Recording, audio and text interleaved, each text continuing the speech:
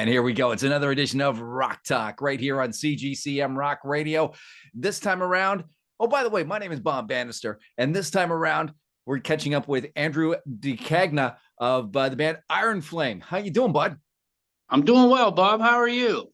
I'm doing very, very good. Thank you very much. So where are we catching up with you today? Well, we got a new album coming out. My band Ironflame, I should specify. We have an album coming out July 26th called Kingdom Torn Asunder. It's on High Roller Records. It's coming out on every available format: digital, CD, vinyl, cassette, the whole deal. We're going to have copies of it available here in the U.S. on our Bandcamp site, as well as the European market can order from High Roller Records exclusively as well. Wow. Now, you just said the magic word there. Well, two of them, vinyl and cassette. Oh, yeah. I'm just seriously getting back into cassette collecting myself. You know, the thrift store is a wonderful place. It is, especially for cassettes nowadays. It's kind of a treasure trove. If they've weathered the elements over the past few decades and they're still in one piece and they're not warped, then they're definitely a treasure. I personally have kept 90% of my cassette collection. I don't know what condition they're all in because I haven't listened to them all, recently. But for some reason, part of me felt like nobody would want them because I have a pretty obscure eclectic collection, and part of me just couldn't bear to let go of them either, because that was like the dawn of my music collecting journey was with cassettes. That was like the go-to format back then in like the late 80s. So I just still cling tenaciously to those things, Absolutely. But I got to say, I am absolutely digging Compendium, and I love how it's, just a collection of I shouldn't say that collection of stuff that was previously really unavailable to the North American market unless people had purchased European vinyls. This is true. Yeah. And that's why we did it.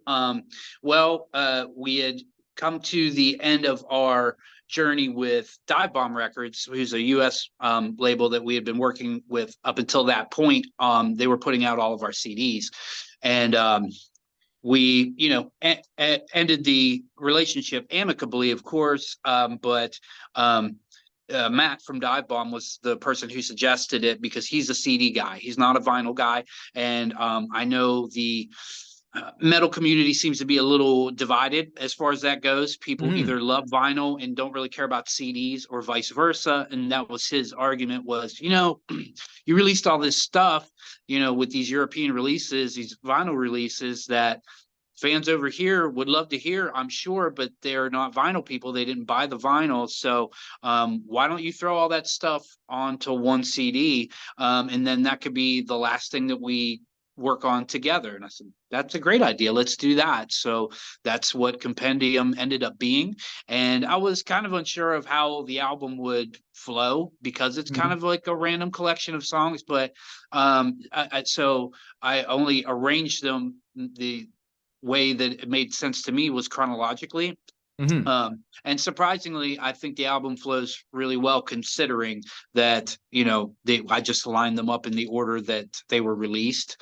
And I threw a couple extra things on there too. I always got some extra stuff laying around, in my pocket that people haven't heard. So it was an opportunity to throw some extras on there too, for even the people who had, all the European releases and have heard all those other songs already. Threw a couple exclusive things on there for them too. Well, I tell you, I do something. I mention it on my regular show from time to time. My lawn cutting playlist, and I can't just go out there and cut the lawn like a regular guy. I got to have the headphones on and I got to listen. And you got to get in the zone. That's right. And I had that task on my list today: cut the lawn. So I put on Compendium, and wow, yeah, it is a perfect companion to cutting the lawn. I got. Thanks. You're welcome.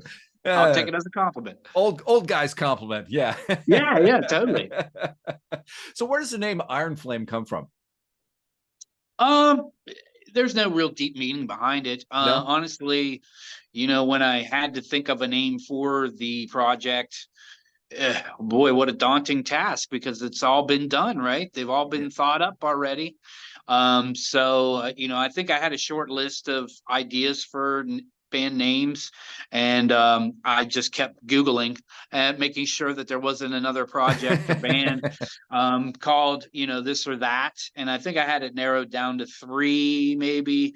And I can't even remember what the other two are at this time, but I think I left it to my friends. I think I said, "Hey, of these three names, what do you think's the coolest?" And they gravitated towards Ironflame, so Ironflame it was. I thought, after a minute, I was like, well, it's kind of symbolic because it's, re living the glory days of heavy metal. So it's kind of like carrying the torch of metal and keeping the flame of metal alive. So you've got iron, which is metal, you've got flame carrying the torch, so it's got a little bit of a symbolism thing going on there, but that was totally unintentional. Now, if I must be honest. That's cool. And you're the primary songwriter in the band, right? I am. Yeah. So where does the songwriting inspiration hit you the most? Like, for some, I know it's, they'll be driving down the road and that's where they get their ideas from, or others it'll be just like a lightning strike out of the blue, or you're just in that spot where you're just about to sleep and you got to sit upright and write it down. Oh man, let me tell you about that moment. Like, I have those moments so often that I have my phone next to me. I sleep with my phone next to me now because of that, because I can't, jump out of bed and grab an instrument. But if I have a melody in my head, and I would say that 9 times out of 10, if that moment strikes, it's always in that weird state in between consciousness and sleep. And if you if you have one of those ideas or thoughts or riffs or melodies at that moment, and you think, oh, that idea is so cool, I'll remember it when I get up. There's absolutely no way. It will never ever happen. You'll never ever remember it. So you need to capture it that during that very second that you have it, or otherwise it'll be lost forever. So a lot of times it's moments like that. And then just a lot of times I'll just sit down with the guitar, and a riff will hit me. And if it's normally one riff in particular that I will gravitate towards, and then I'll just build accompanying riffs around that main riff until I feel like I've got enough to kind of cobble a song out of, if you will. I'll set that aside and say, okay, well, moving on. And then I'll get into a different mind state and try and come up with a different riff for a different song, and then just kind of repeat the process until I feel like I have an album's worth of material. But it always starts out with the riffs most of the time. Have you ever had one where you come up with the riff and then it just, no matter what you do, nothing works, but you can't dispose of it? You've just got to keep coming back to it and back to it and back to it. Yes.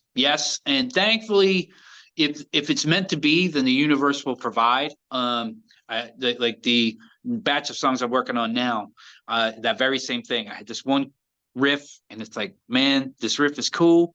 And I tried to build a song around it, and it just, nothing was sticking. Like, when it's right, and when it's not right. And I'm a firm believer in that, and I never ever force anything, because things that are forced are unnatural and they're just not meant to be. So I didn't force it, but I didn't get rid of that riff either. And further on down the line in the recording process, or in the songwriting process, I had another song that was, probably 80% complete, and I was kind of struggling for a final piece of the puzzle. And then it just dawned on me, oh, that riff it's not the exact same tempo, but it's almost the same tempo, but it's in the same key. So I just took that and just boink, and there was the song. Yeah. Those like I said, the universe provided. Those boink moments are what it's all about, isn't it? They really are, man. They really are.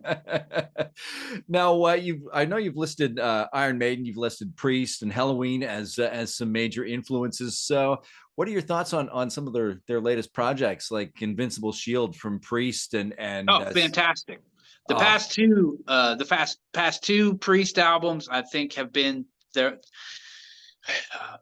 in their top 5 of their finest hours. Hmm. To me, Painkiller is the heavy metal Bible. I feel like it is, everybody's got their opinions and they're entitled to them. But as far as me and what I think of heavy metal is in its purest form, I think the album Painkiller is an absolutely perfect heavy metal album from beginning to end. So I measure all other metal albums by that album. Hmm. And when Invincible Shield came out, and I had to say, like, man, it's not that I didn't think they had it in them, but just for lightning to strike again Yes. so well, um, just what are the chances? And just the fact that those guys have been rocking since early 70s, and they're putting out their strongest material right now. Maiden, I could say the same thing, and I'll have eternal respect for Maiden. They'll always be my favorite heavy metal band of all time. I like Senjutsu. I like it a lot. I have to say, as much as I like it, I will always cling tenaciously to like the first 8 albums. The albums from the 80s from Yeah. Iron Maiden will always be like the pinnacle to me. Everything from the self-titled all the way up through like No Prayer for the Dying. I just think those are purely untouchable albums, and they will always be closest to my heart. But metal's in a really good spot right now, man. I have to say, the the elder gods that are still producing music to the the round of fresh blood that's coming Oh out and yeah. putting out traditional heavy metal. Man, the bar is set really high in a good way. The competition is fierce, and that's the way any form of music or any art form in and of itself grows, is competition. The skill level being, the bar being set high, that just produces the next generations even that much better. It's cool, man. We're in a really cool era of metal right now, I feel. And actually, you just led right into my very next question. I was going to ask you what you thought the state of the hard rock heavy metal scene is these days, and you just Yeah. answered it right there. Yeah, it's a fantastic time to be alive and be a hard rock or heavy metal fan. Um, there's more bands than ever. That if there's any downside to it, it's probably the the the advantage of modern day is that you and I can have a real time conversation, on these devices, across the internet. The downside to that is that there's so many bands right now, and it's so easy and accessible to hear music at any given time, that there's multiple drawbacks. Number one, there's just so many bands to sift through to That's right. find what is, I don't even want to say the best bands, because best is a very subjective term. What is best for you and your tastes and your styles? It just takes a lot of time and effort and a lot of listening to get to bands that resonate to you as a listener. And the other downside is that it is so accessible and immediate that it kind of takes a lot of the mystery away from when you and I were first collecting music, and you would go into a record store and you would see Hmm. an album that you'd see a band and a record that you had no idea what was on it, and you bought it simply based on the album art itself. Iron Maiden, perfect example. They knew Yep. that, and they marketed themselves that way, and that's a big reason why they became, one of the best heavy metal bands in the world. Is they made album art that made you like just super intrigued, super interested in what was on that album, and you had to buy it regardless. You were just obsessed, and you had just had to take it home and listen to it and see what was on that album, right? um Exactly. Exactly. And like and I nowadays, that allure and that mystery is gone, I feel. And like, oh, you're like, oh, there's this band, boom, oh, there's their music, oh, there's their album art. And eh, a lot of like the the clout that you had in your inner circle of friends when you were the person that turned your buddy on to this one band, or vice versa, your buddies that would turn you on to stuff. It happens now. It's not like completely gone, but it's still not nearly at the level that it was back in the day. No, exactly. And you alluded to going into the record store and seeing the album art, and that being your deciding factor. For me, a lot of it too was, I was getting into radio, and it was, I was consuming all the media that I could, and it was like Hit Parade or Kerrang, Circus, all those magazines, and you'd see Yep. the full page ad for the album, or that you read something, Dawkins got something coming out, or Iron Maiden's got something coming out, and you mark the date on your calendar and run to the record store and wait in line. Yeah. Yeah, you brought up a good point about the old publications too. I live in I don't want to call it a rural area, but it's definitely not a metro area. And so Right. because of it, there wasn't a big circle in my generation of metal fans. And very quickly after I heard, my first, seedling bands like Iron Maiden and Sabotage and things like that, I very quickly became obsessed with more extreme realms of heavy metal, Right. like death metal and grindcore. And that was even more obscure. And so I really had to rely on publications like Metal Mania and Metal Maniacs and Power Metal and Thrash Metal Magazine to turn me on to these bands that, weren't Metallica, they weren't Anthrax, they weren't Overkill, they were more obscure and they were in the underground. And if I didn't read about them in these publications, I'd never knew who they were. So that was a very important part of the scene back then too. Oh, absolutely, absolutely. Now, do you think that that scene is ever going to rise again, or you think that ship has sailed? Yeah, I mean, with this modern age that we're in, with this, instant gratification and instant transfer of information and things like that, it is a lost art, and it's not financially practical for a printed publication to exist nowadays, unfortunately. I still value it and treasure it. I have boxes full of those old magazines that I never got rid of. They're Yep. pieces of history to me and pieces of my youth. And I'll never get rid of them. But if it were to go back to that nowadays, I don't know. I would probably be into it, but I can't say that the younger generation would, just because I'm like, oh, I have to go out to a newsstand and buy this. Like, I have to get in my car and then have to come home and like physically read the printed word. I just I don't think modern day society has the attention span for such things, unfortunately. But I'm glad they existed. I owe a lot of my musical tastes to those publications. I really do. Absolutely. So let's get into a little bit of the frivolous, fun side of the interview here. What's your if I was going through your record collection or your music collection, Andrew, what would I come up with and go, Andrew, like what's this? Like, what's your guilty pleasures album? Oh, a guilty pleasure. I mean, I don't consider anything a guilty pleasure because a pleasure is a pleasure. But, I grew up in the late 80s, early 90s. So I had a lot of friends who were into like old school hip hop. Mm. And it was like what you would call nowadays, you would call it like feel good rap, um, like Grand Poobah and Tribe Called Quest and Stetsasonic, Mm. um, all those feel good band. I mean, like, before I got turned on to metal, I got turned on to the Beastie Boys and Run DMC and the Fat Boys and all that feel good stuff. And even some of the early like gangster rap I got into. I'm a big fan of classic rock and 70s bands, the psychedelic bands. I don't know, man. I just feel like I've always said that there's good music and then there's everything else.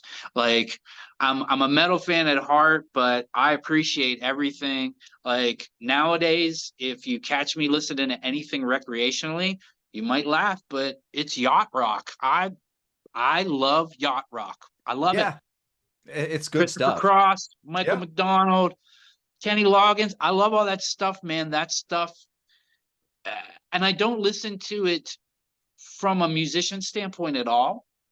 It just it soothes my mind. I feel like nowadays, like the overstimulation of social media, um, just phones, the internet in general. You know, I run a service-based business, so I deal with people all the time.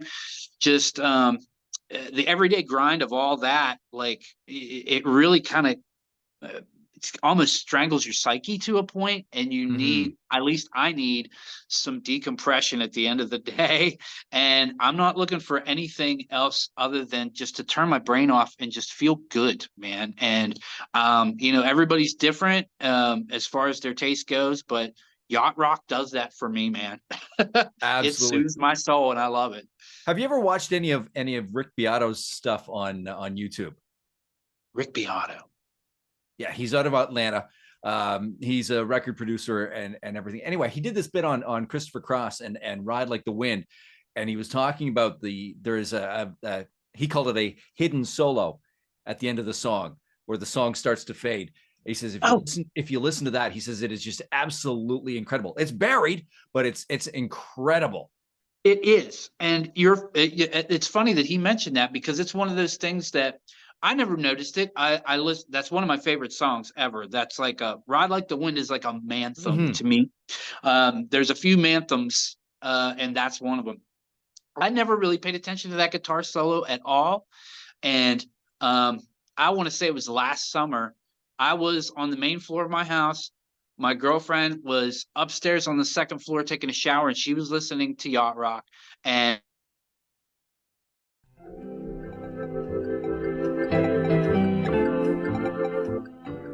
Ladies and gentlemen, we are experiencing technical difficulties. Please stand by.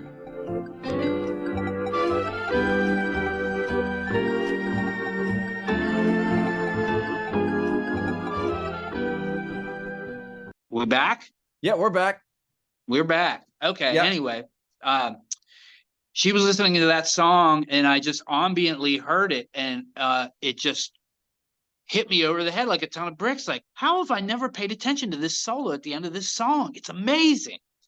It really is. It really is. Yeah. So let's wrap things up here. I like to do a segment called This or That. I give you Sure. five rapid fire questions and multiple choice, and you just tell me this or that, whichever one. All right. I like it. Yep. All Let's right. do it. So we're going to start things off. Coffee or soda? Coffee. Summer or winter? Summer. Club gig or festival gig? Ooh, I got to go with, oh man, that's a toughie. I got to go with festival. Beach or amusement park? Amusement park for sure. You a coaster fan? I'm really not. I don't have the stomach for it, but you know, I like walking around and drinking beer. Oh, there you go. And Absolutely. the beach is way more sweaty. That's the only thing I don't like. And surf or turf? I'd say surf. Big seafood fan. Right on. And then finally, the $1 million question, the one that's divided everybody. Pineapple on pizza? Yes or no? Yes. Yeah, I think it's great. All right. Absolutely. Very cool. Andrew DeCagna of Ironflame. Shoot us your socials. Oh yeah, we are at on Instagram at Ironflame Official. We are on Facebook at Ironflame USA. We're on YouTube. We are on all the streaming services: Spotify, Apple Music, you name it. We're on Bandcamp, ironflame.bandcamp.com. Excellent. Well, thank you for joining us on this edition of Rock Talk, Andrew DeCagna, and thank you for joining us. We'll catch you again next time.